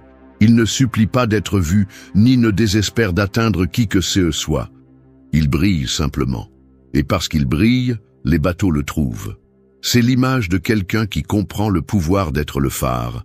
Il ne poursuit pas, il n'implore pas, il ne gaspille pas son énergie à essayer de contrôler les autres. Il se concentre sur le fait de rester solide, clair et constant, et à partir de cette fermeté, tout le reste vient naturellement. La vie moderne te pousse à courir dans toutes les directions. Tu veux plaire, prouver, être accepté, validé, reconnu. Tu finis épuisé parce que tu mets ta valeur entre les mains des autres, et plus tu cours, plus tu te perds toi-même. Le stoïcisme coupe cette illusion à la racine. Tu n'es pas le maître de ces eux que les autres pensent, ni de la façon dont ils réagissent. Tous ces eux que tu peux soutenir, c'est ton propre acte, ton propre caractère. Quand tu comprends cela, ton énergie cesse de se disperser et se concentre en un seul point, en toi. Être le phare n'est pas de l'égoïsme, c'est une stratégie. C'est apprendre à arrêter de chercher à l'extérieur CE qui ne peut être construit qu'à l'intérieur. Quand tu vis en fonction de l'extérieur, tu deviens l'esclave du mouvement des autres. Un jour, tu es en haut parce que quelqu'un t'a applaudi, et le lendemain, tu t'effondres parce qu'on t'a ignoré. En revanche, quand tu deviens un phare, peu importe s'ils regardent ou non, ta lumière reste allumée. Ton travail, ta discipline, ton caractère restent stables, et c'est CE qui finit par attirer CE qui compte vraiment. En pratique, cela signifie arrêter de courir après l'approbation. Tu n'as pas besoin d'expliquer à tout le monde CE que tu fais, tu n'as pas à justifier chaque pas. CE qui compte, c'est que tu avances clairement vers CE qui dépend de toi. Fais ton travail avec précision, renforce ton esprit avec discipline, agis avec cohérence. Quand tu fais cela, ceux qui t'entourent commencent inévitablement à le remarquer. L'anxiété naît du désir de contrôler CE qui est hors de ta portée. Tu veux que tout coule à ton rythme, que les autres reconnaissent ton effort, que les opportunités arrivent maintenant. Mais si tu vis dans cette recherche, tu t'épuises. C'est comme vouloir attraper des papillons en courant les mains ouvertes. Plus tu insistes, plus ils s'échappent. Si au lieu de cela tu construis un jardin fertile, ils viennent d'eux-mêmes. C'est ainsi que fonctionne la vie. Le phare est le jardin. Le stoïcisme n'est pas de la passivité, c'est de la force intérieure. Être le phare signifie être tellement centré sur toi-même que tu ne perds pas de temps sur CE qui ne dépend pas de toi. C'est entraîner ton esprit à ne pas se disperser, c'est prendre soin de ton énergie comme d'une ressource sacrée. Il ne s'agit pas d'ignorer le monde, mais de ne pas devenir l'esclave de SES Mouvement. Le phare est clair parce qu'il est ancré dans le roc, non pas parce qu'il court après chaque bateau perdu. Tu as aussi besoin de CE Rock, tes valeurs, ta discipline, ton but. CE qui est agressif dans cette leçon, c'est qu'elle exige du courage. Parce qu'il est plus facile de courir après les autres que de rester ferme quand le silence t'entoure. Il est plus confortable de mendier de l'attention que de briller en solitude. Mais la grandeur ne se construit pas dans la poursuite, mais dans la constance de celui qui reste ferme même quand il semble invisible. Sois le phare, fais ta part avec force, garde ta lumière allumée et laisse le reste venir en son temps. Ne poursuis pas CE qui ne dépend pas de toi. Domine-toi, renforce ton caractère et laisse ta présence parler plus fort que ton désespoir. 3. Lâche l'attachement qui étouffe. L'oiseau qui s'accroche avec peur à la branche oublie qu'il est né pour voler. CE qui devait être un soutien finit par devenir une prison. Il en va de même pour l'attachement. CE qui devrait t'accompagner sur le chemin se transforme en chaîne lorsque tu le tiens par peur de le perdre. Ce que tu appelles sécurité, en réalité, est le piège qui limite ta liberté. Le désir de contrôle est la racine.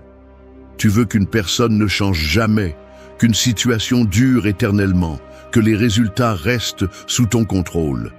Et dans cette lutte, tu t'épuises. La réalité ne se soumet pas à ta volonté. La vie coule sans demander la permission. Le stoïcisme est catégorique. La seule chose qui t'appartient sont tes pensées et tes actes. L'extérieur sera toujours instable. S'attacher, c'est donner ta paix à l'incertain. Tu vis avec l'anxiété de perdre, avec la peur que CE que tu possèdes disparaissent. Cette inquiétude te consume plus que la perte elle-même. Tu ne profites même pas de CE que tu as, parce que tu le couvres de l'ombre de la peur constante. Le détachement n'est pas froideur ni indifférence, c'est la liberté. C'est pouvoir regarder CE que tu aimes et dire « j'en profite tant qu'il est là, mais s'il part, je reste debout ». C'est reconnaître que ta force ne dépend pas de retenir, mais de rester ferme quand tout change. Aimer sans chaîne, vivre sans dépendance, c'est la forme la plus pure d'apprécier CE que tu as. Dans la vie quotidienne, cela signifie examiner honnêtement tes choix.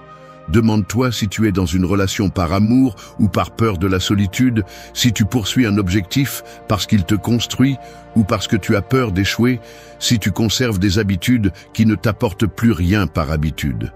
Ces réponses font mal, mais elles libèrent. L'attachement est l'ennemi de la croissance. Il te force à rester dans des espaces qui ne te correspondent plus. C'est comme porter des vêtements qui ne te vont plus. Chaque pas te gêne, mais tu ne les lâches pas. C'est ainsi que beaucoup agissent avec des personnes, des emplois ou des souvenirs. Le stoïcisme demande du courage pour laisser derrière CE qui a déjà accompli son cycle. CE que tu ne lâches pas à temps devient du poison. Et le plus dur à accepter est que l'attachement n'étouffe pas seulement CE que tu as. Il bloque aussi CE qui pourrait arriver. Avec les mains occupées, tu ne peux rien recevoir de nouveau. Quand tu apprends à lâcher, tu ne perds pas, tu crées de l'espace. De l'espace pour CE qui est vraiment aligné avec toi. De l'espace pour CE qui est vrai. Pratiquer le détachement est un acte de force, pas de faiblesse. Il te permet de profiter sans transformer quoi que CE soit en prison. Il t'apprend à vivre avec la certitude que, avec ou sans CE que tu tiens aujourd'hui, tu restes toi-même. Et cette liberté, lorsqu'elle s'installe dans ton caractère, devient l'antidote contre l'anxiété et la souffrance. 4. Remplace l'anxiété par la confiance. L'esprit anxieux ressemble à un cheval emballé. Il court sans direction, a peur de sa propre ombre, dépense toute son énergie dans des mouvements frénétiques et finit épuisé avant d'arriver nulle part. C'est ainsi que fonctionne l'anxiété. Elle te pousse à bouger excessivement, à penser trop, à vouloir anticiper chaque scénario possible. Mais tout CE que tu réussis à faire, c'est te fatiguer, t'épuiser et perdre en clarté. La véritable force ne réside pas dans le fait de courir après tout, mais dans l'apprentissage de la maîtrise des rênes et de la direction avec calme. L'anxiété naît du désir de contrôler l'avenir. de vouloir des garanties que la vie ne te donnera jamais. Tu veux que tout se passe bien, que rien ne rate, que les autres agissent comme tu l'attends. Mais la vérité est dure. Rien de CE qui est externe n'obéit à ta volonté. Le stoïcisme le dit sans fioriture. La seule chose que tu contrôles est la manière dont tu choisis de répondre. T'accrocher à tout le reste, c'est semer la souffrance, car tôt ou tard, quelque chose t'échappe. Faire confiance ne signifie pas rester les bras croisés. C'est agir avec discipline et fermeté sur CE qui dépend de toi, puis lâcher l'obsession du résultat. L'étudiant qui fait confiance n'est pas celui qui attend des miracles sans étudier, mais celui qui se prépare avec constance et qui se repose ensuite en sachant qu'il a tout donné.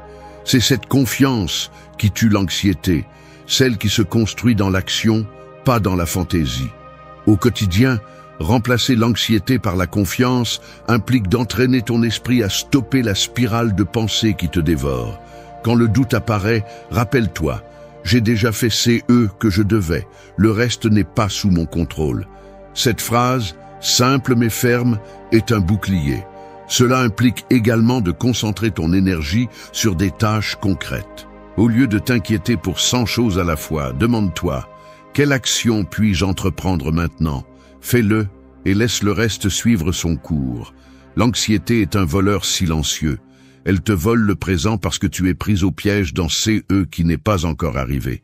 Elle t'empêche de profiter de CE que tu as, car ton regard est fixé sur CE qui manque ou sur CE qui pourrait mal tourner. Le stoïcisme te ramène sur un terrain solide, l'ici et maintenant. Tu ne peux pas lutter contre les fantômes du futur, mais tu peux faire un pas ferme dans l'instant présent.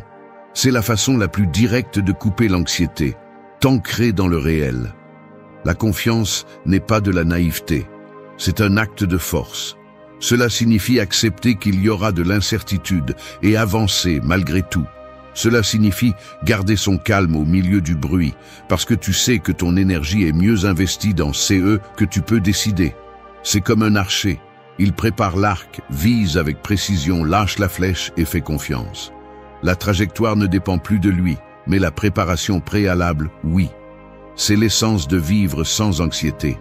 Le plus agressif de cette leçon est qu'elle exige du courage, parce que faire confiance fait plus mal que contrôler. Contrôler te donne l'illusion du pouvoir, même si c'est faux. Faire confiance, en revanche, te met à nu face à l'incertitude. Mais CE n'est que lorsque tu oses faire CE saut que tu découvres que la vie répond mieux au calme qu'à la désespération. Celui qui agit avec anxiété transmet de la faiblesse. Celui qui agit avec confiance irradie de la force. Changer l'anxiété pour la confiance, c'est choisir d'être maître de toi-même. C'est arrêter de vivre comme un cheval emballé et devenir un cavalier qui guide avec fermeté. C'est reconnaître que peu importe le bruit que fait ton esprit, tu décides de ne pas te soumettre à lui. Et quand tu y arrives, tu découvres que la véritable liberté commence à l'instant où tu arrêtes de lutter contre CE que tu ne peux pas contrôler et que tu apprends à faire confiance au flux de la vie. 5. Trouve l'équilibre entre action et lâcher prise. L'archer qui tire sa flèche sait qu'il y a une limite claire entre CE qui dépend de lui et CE qui ne dépend pas. Il peut tendre la corde, calculer la direction, mesurer la force, mais une fois que la flèche est partie, il n'y a plus de contrôle possible. Le vent, la distance, les imprévus, tout cela échappe à ce main. Et pourtant, beaucoup sont obsédés par CE qui se passe après le tir, perdant de l'énergie dans CE qu'ils ne pourront jamais modifier. C'est l'erreur, agir sans accepter le moment où il faut lâcher prise. Le déséquilibre apparaît lorsque tu restes seul à l'une des extrémités. Si tu agis sans lâcher prise, tu te consumes en anxiété. Tu veux gérer chaque détail, forcer tout à se passer selon ta vidéo, et tu finis épuisé en te heurtant à l'incontrôlable. D'un autre côté, si tu lâches prise sans agir, tu tombes dans la passivité. Tu attends que la vie résolve tout pour toi. Tu te réfugies dans le destin et tu arrêtes de faire ta part. Les deux attitudes sont des chaînes. L'équilibre, en revanche, c'est pouvoir agir avec force sur CE, qui dépend de toi. et ensuite faire confiance au flux de l'inévitable. Le stoïcisme enseigne que la grandeur naît de cet équilibre. Marc Aurèle le rappelait constamment. Fais ton travail, accomplis ton devoir, mais ne te torture pas pour les résultats, car n'est pas à toi de décider de tout. Seul t'appartient le pouvoir d'agir avec vertu. Quand tu comprends cela, une grande partie de la frustration disparaît. Tu apprends à te mouvoir avec énergie là où tes mains peuvent construire et à garder ton calme là où il n'y a plus rien à faire. Au quotidien, cet équilibre se pratique avec de petites décisions. Tu prépares un examen, tu étudies avec discipline, mais le résultat final dépendra aussi de facteurs externes. Tu accomplis ton travail avec responsabilité, mais tu ne peux pas contrôler l'opinion de tous. Tu prends soin de ton corps avec de l'exercice et une bonne alimentation, mais la santé ne sera pas toujours parfaite. La clé est de ne pas te soumettre à la passivité ni de te perdre dans le contrôle obsessionnel. L'action est ton devoir, le lâcher-prise est ta liberté. La société actuelle glorifie la précipitation et le contrôle. Elle te dit que si tu n'y arrives pas, c'est parce que tu n'as pas assez essayé, que tout dépend de toi, que si tu ne forces pas le chemin, tu resteras en arrière. Cette mentalité ne crée que des esclaves de l'anxiété. Le véritable pouvoir réside dans l'acceptation que tu fais que tu dois avec fermeté, puis tu lâches prise. Et n'est pas une faiblesse, c'est de l'intelligence. Car s'épuiser contre que tu ne peux pas bouger n'est pas de la force, c'est de l'entêtement. L'équilibre signifie discipline, mais aussi confiance. Cela signifie que tu ne laisses pas ta vie entre les mains du hasard, mais que tu ne perds pas non plus ta sérénité face à qui échappent à ton contrôle. Tu agis comme l'archer, tu prépares, tu vises, tu tires. Ensuite, tu acceptes qui vient, sans que cela détruise ton calme. La sérénité n'est pas de la résignation, c'est la force de celui qui comprend les limites de son pouvoir. Le plus agressif de cette leçon est qu'elle brise l'illusion du contrôle total. Elle t'oblige à regarder en face la vérité. Tu n'es pas omnipotent, et c'est bien, car accepter cette limite ne te retire pas de pouvoir, elle te le rend. Tu arrêtes de gaspiller de l'énergie sur l'impossible et tu la concentres sur que tu peux vraiment transformer. Cette approche multiplie tes résultats et te libère du poids inutile de l'obsession. Trouve l'équilibre entre action et lâcher prise. Fais ta part avec discipline, sans paresse ni excuse. Mais lâche aussi qui ne dépend pas de toi. Laisse le vent faire son travail après la flèche. C'est ainsi que l'on vit avec la force tranquille de celui qui agit avec fermeté et fait confiance avec sagesse. Et cette combinaison, plus que tout excès, est celle qui ouvre la voie. 6. Découvre la force de celui qui a confiance. Le mur le plus solide n'est pas toujours celui qui est construit avec des pierres, mais celui qui est construit avec calme. Celui qui s'agite perd l'équilibre. Celui qui désespère laisse des trous dans ses défenses. Mais celui qui a confiance en lui-même et dans le processus reste inébranlable. C'est là le paradoxe. La véritable force ne réside pas dans la rigidité de celui qui tente de tout dominer, mais dans la sérénité de celui qui sait se maintenir au milieu du chaos. L'impulsion de contrôler chaque détail naît de la peur. Tu crains que si tu ne surveilles pas tout, les choses tourneront mal. Tu crains que si tu ne serres pas fort, tu le perdras. Mais cette peur t'affaiblit car elle te rend esclave de ton environnement. La confiance, en revanche, est pouvoir. Il ne s'agit pas de naïveté, mais d'une décision consciente. Agir avec fermeté, puis se reposer dans la certitude que tu as fait ta part. Le stoïcisme insiste sur cette idée. Rien n'est plus fort que la maîtrise de soi. Celui qui a confiance n'a pas besoin de réagir rapidement, ne dépend pas de l'approbation des autres, ne s'effondre pas face à l'incertitude. Alors que d'autres s'épuisent à essayer de deviner chaque mouvement du destin, il avance avec sérénité, sachant que qui est hors de son contrôle ne définit pas sa valeur. La force de la confiance ne signifie pas attendre passivement. C'est de la discipline en action et de la fermeté dans l'attente. C'est se lever chaque jour pour s'entraîner, travailler, construire, sans être obsédé par le résultat immédiat. Celui qui a confiance comprend que les fruits prennent du temps, mais cela ne l'empêche pas de poursuivre le processus. Au contraire, sa constance devient plus dangereuse car elle ne dépend pas de récompenses rapides. C'est ce genre de force qui transforme les destins. Dans la vie quotidienne, la confiance se voit dans la façon dont tu réponds à l'échec. L'anxieux l'interprète comme une défaite, il s'enfonce et se paralyse. Celui qui a confiance l'interprète comme une partie du chemin, il apprend et continue d'avancer. On le voit dans la façon dont tu gères les relations. Si tu as besoin de contrôler chaque pas de l'autre, tu finis par étouffer la connexion. Si tu as confiance, tu laisses de l'espace et permets à l'authenticité de fleurir. La société te pousse à la méfiance. Elle te dit que si tu ne presses pas, si tu ne forces pas, si tu ne surveilles pas, tu perdras. Mais l'expérience prouve le contraire. Ceux qui essaient de serrer trop fort finissent par briser ceux qu'ils voulaient tenir. Le leader qui se méfie de tout crée un environnement toxique. Le travailleur qui n'a pas confiance en son processus se brise sous la pression. Celui qui n'a pas confiance en lui-même devient prisonnier de peur. La véritable force naît de l'abandon de ces poisons et de la marche avec foi en ta capacité. Le plus agressif de cette leçon est qu'elle révèle combien tu es fragile quand tu n'as pas confiance. Tu crois que le contrôle est une force, mais en réalité, c'est une faiblesse déguisée, parce qu'il dépend de tous ces qui se passent à ta manière. La confiance, en revanche, est indépendante. Peu importe ces qui se passent à l'extérieur, tu sais que tu peux te soutenir, apprendre et t'adapter.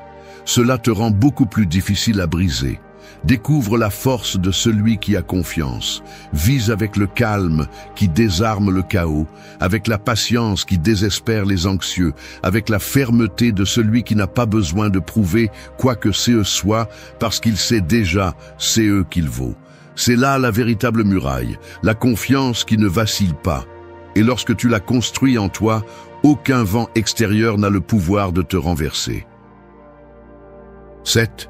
Entraîne ton esprit avec une discipline stoïcienne. Un guerrier qui entre en combat sans entraînement est condamné à tomber au premier choc. Peu importe sa passion ou son désir de victoire, si son épée est faible et son corps n'est pas préparé, il sera renversé sans effort.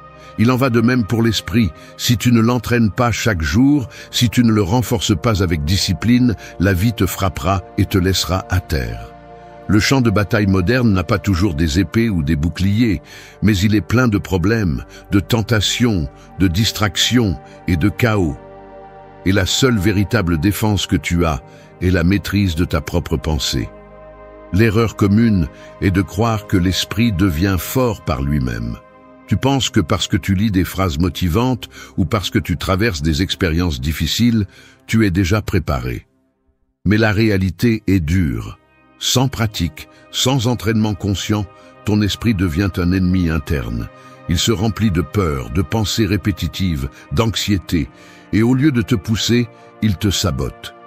Le stoïcisme enseigne qu'il n'y a pas de véritable force sans discipline mentale, car tout ce que tu fais naît de ta façon de penser. Entraîner l'esprit signifie l'exposer volontairement à l'inconfort. Cela signifie se lever tôt, même si tu n'en as pas envie, choisir le silence quand tu veux exploser, te concentrer sur l'essentiel quand tout autour de toi crie distraction. Chaque acte de discipline est une répétition de plus dans la salle de sport de l'esprit. Tout comme le corps a besoin de résistance pour grandir, l'esprit a besoin de limites et de constance pour devenir fort. La différence entre celui qui entraîne son esprit et celui qui ne le fait pas est clair. Le premier, lorsqu'une difficulté survient, ne s'effondre pas. Il peut vaciller, mais il garde le contrôle. Le second, en revanche, réagit avec panique, se laisse emporter par la peur et perd toute clarté. C'est là l'importance de la discipline stoïcienne. Il ne s'agit pas de devenir une machine froide, mais quelqu'un capable de gouverner ses émotions sans qu'elles ne le dominent. Au quotidien, cet entraînement se reflète dans des habitudes petites, mais puissantes. Prendre quelques minutes par jour pour réfléchir à CE que tu peux et ne peux pas contrôler. Écrire CE que tu as appris de tes erreurs au lieu de te noyer dans la culpabilité. Choisir de répondre calmement quand quelqu'un essaie de te provoquer. Dire non à CE qui volent ton temps, même si on te traite de dur. Un esprit indiscipliné est comme un cheval sans rêne. Il court dans toutes les directions et entraîne le cavalier vers le désastre. L'esprit entraîné, en revanche, devient l'outil le plus mortel. Il te permet de garder le focus, de supporter l'inconfort, de résister à la pression et d'agir avec clarté, même quand tout autour semble chaotique. C'est CE qui transforme une personne ordinaire en quelqu'un d'incassable. Le plus agressif de cette leçon est qu'il n'y a pas d'excuse. Tu ne peux pas blâmer le monde pour ne pas avoir de discipline mentale. L'entraînement est entre tes mains, et si tu ne le fais pas, tu paies le prix en souffrance, anxiété et mauvaises décisions. Un esprit faible est un luxe qui coûte cher. Un esprit entraîné, en revanche, est un bouclier que rien ni personne ne peut t'arracher. Entraîne ton esprit avec une discipline stoïcienne. Fais-le chaque jour, même si tu n'en as pas envie, même si personne ne le voit, même si tu ne reçois pas d'applaudissements. Parce que le véritable prix n'est pas dans la reconnaissance externe, mais dans la force silencieuse que tu construis en toi. 8. Vise avec gratitude et reconnais CE que tu as déjà. Celui qui marche assoiffé dans le désert et trouve une petite source d'eau, la valorise comme si c'était un trésor. Celui qui vit entouré de rivières a tendance à mépriser cette même eau parce qu'il la voit comme quelque chose d'évident. La différence n'est pas dans la ressource, mais dans le regard. C'est ainsi que fonctionne la vie. Ce que tu as devant toi peut être une richesse ou un fardeau, selon la lentille avec laquelle tu l'observes. La gratitude est cette lentille qui transforme le quotidien en abondance et le rare en force. Le problème est que la plupart se concentrent plus sur CE qui manquent que sur CE qu'ils possèdent déjà. Tu es obsédé par CE que tu n'as pas. Tu compares ta vie à celle des autres et tu transformes CE qui est suffisant en insuffisant.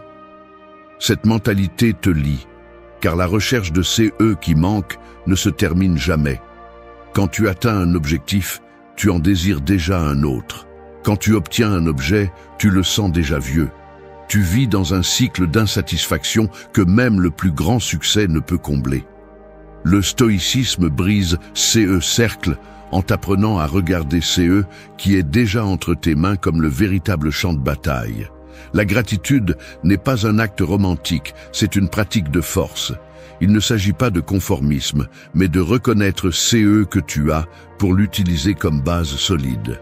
Quand tu es reconnaissant pour CE que tu possèdes déjà, tu cesses de vivre dans le manque et tu commences à agir à partir de l'abondance.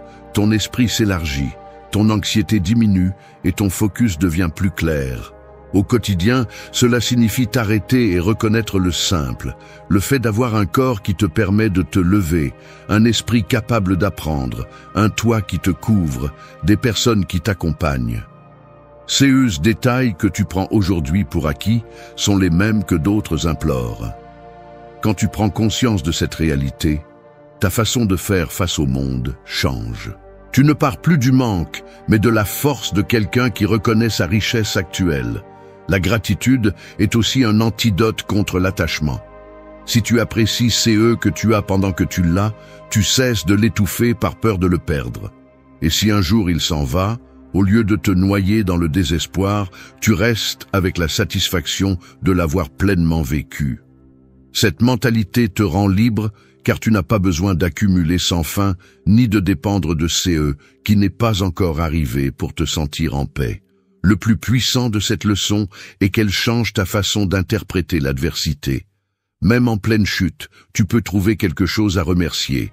La leçon, l'expérience, l'opportunité de te reconstruire. Le stoïcisme enseigne que tu ne choisis pas CE qui se passe, mais que tu choisis comment le regarder. Et si tu choisis la gratitude, même la douleur devient un carburant pour grandir. La société nourrit l'insatisfaction car elle te maintient ainsi en consommation, en poursuite et en comparaison.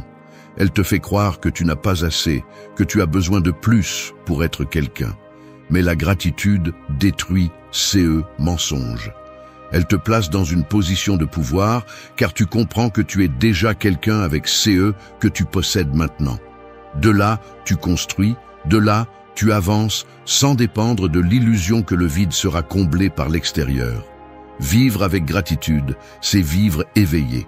C'est ouvrir les yeux sur le présent et le reconnaître comme le véritable terrain sur lequel tu construis ta vie.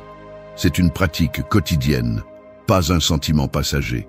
Chaque fois que tu remercies pour CE que tu as, tu renforces la tranquillité, tu fortifies ton esprit et tu te rappelles que l'essentiel est déjà avec toi.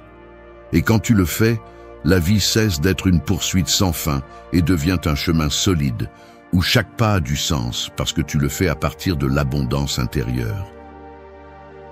Merci d'être resté jusqu'à la fin de la vidéo.